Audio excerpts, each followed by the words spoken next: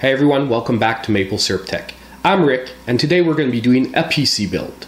Our focus today is going to be a $200 non-overclockable PC. And what we want to hit as a performance mark is we want to make sure that we're over 60 FPS in Fortnite.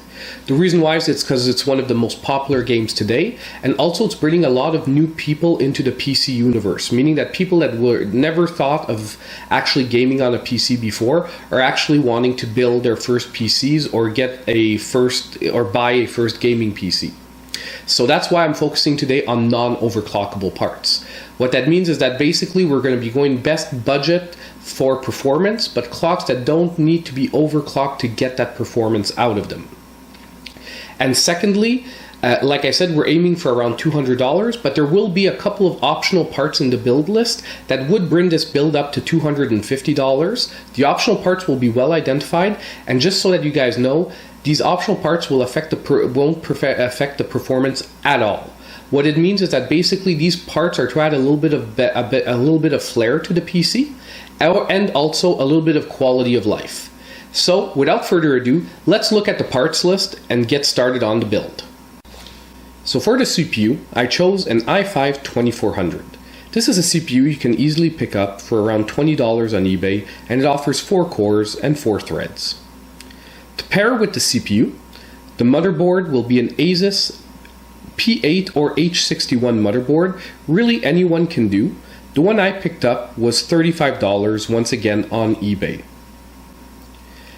For memory, I chose a single 8GB stick of Kingston HyperX DDR3 RAM, and you don't have to be too picky about the speed because the maximum the CPU supports is 1366. For the hard drive, the basic, we're going to be going with a 1TB used hard drive. Mine is an off-market brand, meaning that it's not one of the major manufacturers.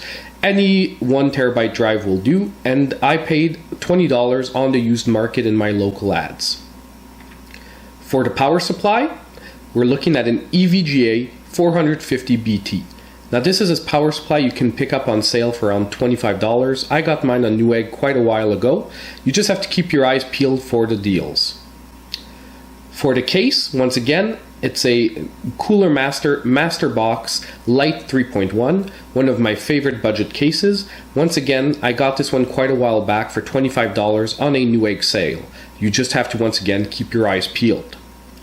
Lastly, for the graphics card, I chose a GTX 750 Ti, which I picked up for $50 on AliExpress. You have to be careful not to get the fake ones. Mine was a real one. You just have to make sure, and you should be paying around the same price. Now for the optional parts, like I said earlier. The first one is a 120GB SSD. With the recent price drops, I got this one for $30, brand new, and honestly, it's great for quality of life. For a little bit of flair, I got 2 fans and a controller, all for $12 on eBay. Any fans will do, and the controller is really because my motherboard only had 1 fan header. And lastly, I put an extra cooler, which is a Ryzen Tech Juno X, which is $10. Honestly, you can go with the stock one. This one is just for a little bit a better look from the PC because it has a red LED to match the front fans. So now that we have the parts list, let's take a look at put this PC together.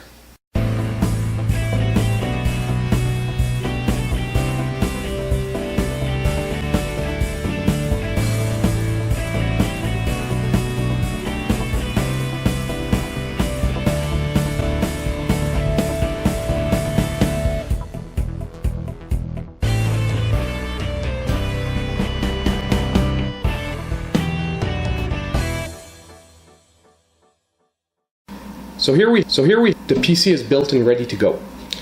Before we move on to the results and see what kind of performance we got out of the PC, there's a couple of things I want to clear up because I think it can answer maybe a couple of questions that came up in my choice of parts. Number one is, yes, I did use a mix of new and used parts because at these prices, $25 for a power supply, $25 for a case, you can't really save that much money by going used. Used power supply, what you're going to save maybe $5 or $10. Same thing on a case. And overall, your build is going to be better looking with one of these cases brand new, and much more reliable with a brand new power supply. And secondly, these specials that I'm talking about, they're not available at the moment. I will link which power supply and which case I'm using, but the prices aren't like that at the moment. It's really something that you have to keep an eye out, and generally between 1 to 3 times per year, these specials pop up where they're at 50%, the EVGA BT 450 BT and the Cooler Master 3.1. And when it happens, if you're someone who builds regularly or who likes to flip PCs, I stock up. Like I buy 2 or 3 every time the special comes around, and you never regret it, because in the end you save a lot of money when you flip a build by just popping in a new power supply, putting it in a brand new case, and voila, your PC looks 10 years younger. So that clears up why I used brand new and used parts, a mix. Secondly, why did I choose one stick of 8 gigabytes of memory? I'm sure this question is going to come up because everyone's going to be screaming that I don't have my dual channel memory. There's a couple of reasons. Number one, I tested the difference between 2 4 gigabyte sticks and 8 gigabyte sticks was about 3% in performance for having the dual channels running. Very negligible. Number two, this motherboard only has 2 DIMM slots. I wanted the PC to be upgradable on the memory side for anyone who would want to buy it or use this PC, meaning that if I populate it with 2 4 gigabyte sticks and you want to go up to 16, well, you sort of have to chuck out those sticks and buy 16 gigabytes. While if you put one 8 gigabyte stick, you can buy a second 8 gigabyte stick and you're up to 16, no problem. And lastly, overall, without hiding anything, it's cheaper to buy one stick of 8 gigabytes than a dual kit, like a 2 4 gigabyte memory kit, because most people aren't hunting for single sticks of 8 gigabytes of memory. So I hope that clears up on my choice of parts. So for parts, it's really important to note, like I said, that none of them affect gaming performance. The fans and the cooler are really for aesthetics only, because since we're not overclocking, you could stick with the stock cooler in this case. However, the SSD, although it doesn't affect in-game performance, honestly, if there was something I would invest in right now, it would be that SSD. It'll make your system start up so much quicker and feels much more snappier when you're opening applications and you're doing day-to-day activities, that it could maybe be worth it in your case, and especially now with SSD prices dropping. And just for information's sake, all the prices I'm giving are normalized for US dollars. What that means is I'm here in Canada. If you want to know how much the system or the parts would have cost me in Canadian dollars, it's between 20 to 30% more expensive up here for all these parts. So you can do the math yourself. I'm not going to waste time, giving 2 different prices on each and every part. I normalize everything now in US dollars to make it easier and more understandable for all of you out there. Now for the result. To be honest, I didn't run 1,000 benchmarks, because when we built this PC, we built it with one very specific task in mind: running Fortnite at over 60 FPS on a consistent basis. So basically, the only 2 tests we're going to be looking at are Firestrike and Fortnite. So first of all, let's start with Firestrike, which is a general benchmark for gaming PCs. And overall, the overall score that we got to on Firestrike was 4,158, with a combined score, with a graphics score of 4,949 and a physics score of 4,247. So you should see that on the screen any second now. But overall, what this shows is that basically our system is pretty balanced. We have a CPU and a graphics card that are getting approximately similar scores, meaning that one isn't holding back the other too badly. And I ran Firestrike a couple of times. I took you one screen capture up there, but all the results, varied within a couple of 100 points up or down on the graphics and the physics from this. So overall, pretty decent for a cheap PC like this to have it, give a, at least to have such a balanced profile.